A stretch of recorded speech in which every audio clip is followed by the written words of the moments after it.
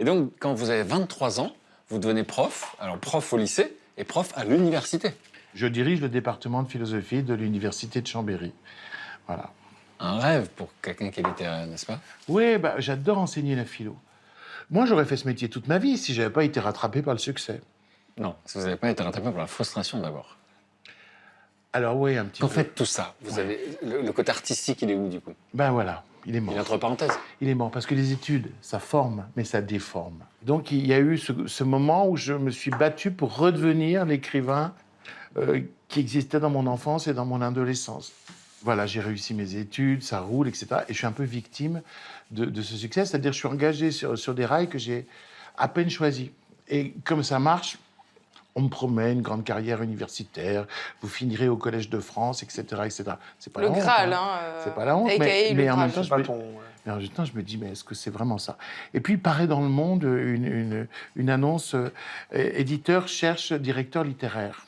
Et donc, il y a 2000 personnes qui répondent à cette annonce, et puis après, ils en choisissent 200, puis après 20, puis après 10, puis après 2, et je suis encore là.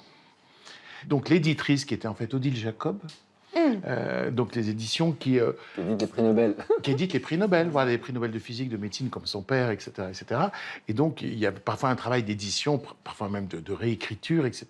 Et donc, moi, elle m'avait fait travailler plusieurs livres comme ça.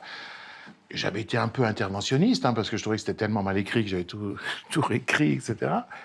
Et elle me dit, on ne sait vraiment pas comment choisir entre vous deux. Alors, on a donné vos lettres de motivation à 2 cabinets de graphologie. Ah non, ils n'ont Et- pas choisi comme ça. Si.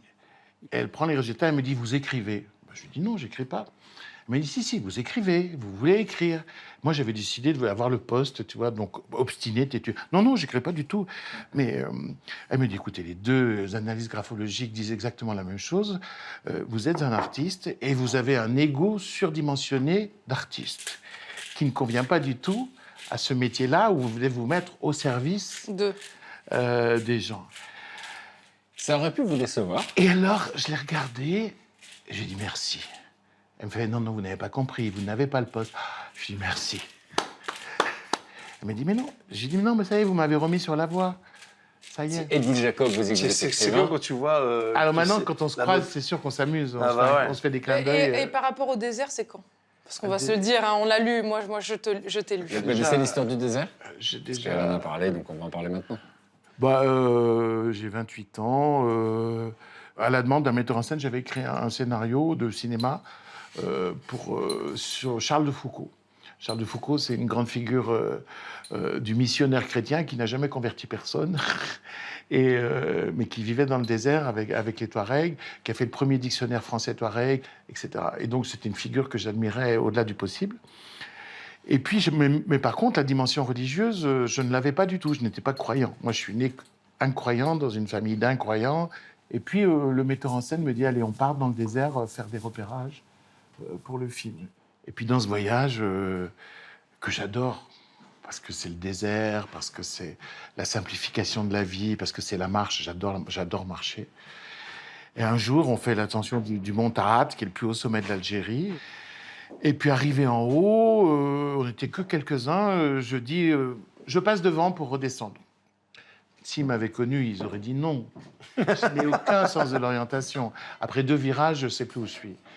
Et je dévale cette montagne pendant des heures, sans jamais me retourner. La joie d'être vivant et le pressentiment que quelque chose m'attend.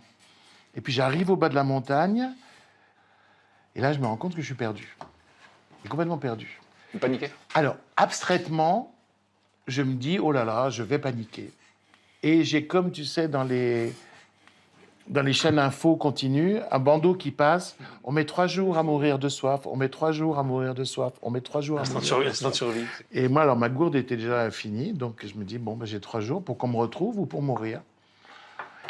Et puis, la nuit tombe, on est en février, alors la journée est chaude, la nuit très froide, le vent se lève, et moi, j'ai un t-shirt et un short, et puis ma gourde, c'est tout ce que j'ai.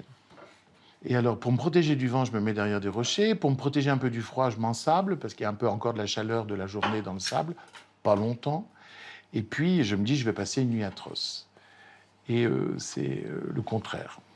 C'est le contraire, je passe une nuit sous les étoiles, une nuit mystique. Une nuit que j'ai appelée la nuit de feu, dans le livre où je la raconte. C'est l'expression de Blaise Pascal lui-même, qui était athée et qui, en une nuit, a reçu la foi. L'épiphanie. Voilà. Et moi, j'ai vraiment vécu une extase. Et puis, je me suis noyé dans la lumière et dans la force. Et quand je suis revenu à moi-même, dans le sable, fatigué, courbaturé, j'étais plus le même. Et je me disais, bon, bah, si je meurs, je meurs. Tout a un sens, tout va bien. Et donc, quand le soleil s'est levé, je me suis rendu compte quand même que j'étais du mauvais côté de la montagne. Et donc, j'ai passé la journée à remonter cette montagne. J'ai passé le col. En passant le col, j'ai aperçu au loin le campement dans l'Oued. Et puis après, en redescendant, je l'ai perdu de vue. J'allais me reperdre. Oui. Et puis là, heureusement, le guide Touareg arrive et il m'enserre comme ça contre lui. Et à son émotion, je comprends qu'eux, ils ont passé une nuit atroce. Ah bah ouais.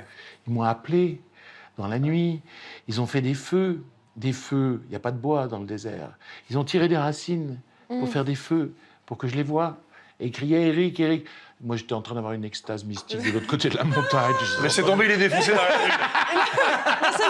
rue. À partir de là, il y a eu tout un travail alchimique à l'intérieur de moi qui m'a changé toute ma façon de voir le monde, de formuler les choses. Parce qu'une révélation, c'est une révolution.